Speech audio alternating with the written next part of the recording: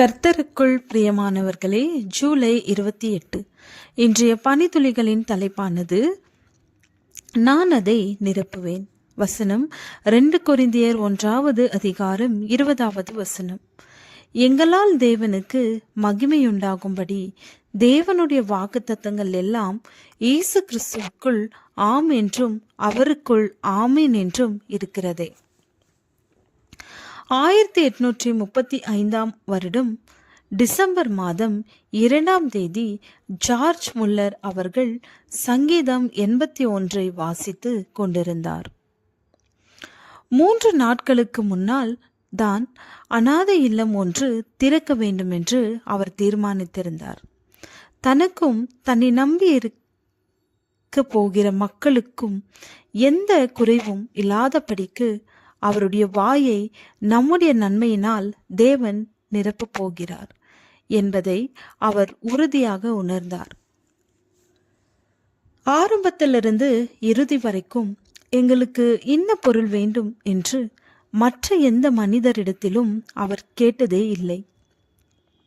எந்த குறைவும் இன்றி அவருடைய பிள்ளைகளை தேவன் காப்பாற்றி இருந்தார். 2 ஆண்டுகளில் 3 அனாதை இல்லங்களை திறந்தார். ஆண்டவர் ஒவ்வொரு நாளும் அவர்களை நன்மையால் நிரப்பி வந்தார். சில சமயங்களில் கடைசி நிமிடம் வரைக்கும் சாப்பாடு எப்படி வரப்போகிறது என்று தெரியாத நிலை இருந்திருக்கிறது. இருக்கிற பணமெல்லாம் செலவழித்த நிலையில் ஆண்டவர் அற்புதமாக அவருடைய தேவைகளை சந்தித்து வந்து இருந்தார். 1838 செப்டம்பர் 18 ஜார்ஜ் முல்லரின் வாழ்க்கையை அப்படியே புரட்டி போட்ட சம்பவம் நடந்தது. கையில் இருந்த பணம் எல்லாம் செலவழிந்து விட்டது. எல்லோரும் ஜெபித்து கொண்டிருந்தார்கள். ஒன்றும் நடப்பதாக தெரியவில்லை. பணம் வரவில்லை. ஆனால் இருக்கிற ஏதாவது ஒன்றை விற்று தான் சாப்பாடு கொடுக்க வேண்டிய நிலை இருந்தது.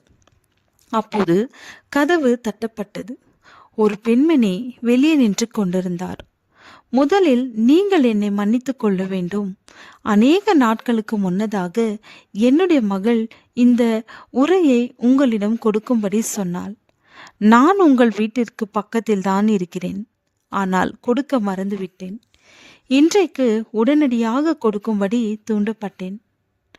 அதனால்தான் ஓடி வந்தேன் என்று அந்த உரையை அவரிடம் கொடுத்தாள். உரைக்குள் தேவையான பணம் இருந்தது. தேவனுடைய வாக்குத்தத்தங்கள் ஆம் என்றும் ஆமேன் என்றும் இருக்கிறது. ஆமேன் என்றால் அப்படியே ஆக கடுவது என்று அர்த்தம். தேவனுடைய வாக்குத்தத்தங்கள் நம்மில் நிறைவேறும் போது தேவனுக்கே மகிமை உண்டாகிறது. வானமும் பூமியும் ஒளிந்து போனாலும் அவர் சொன்ன வார்த்தைகள் என்னாலும் நிறைவேறுகிறது.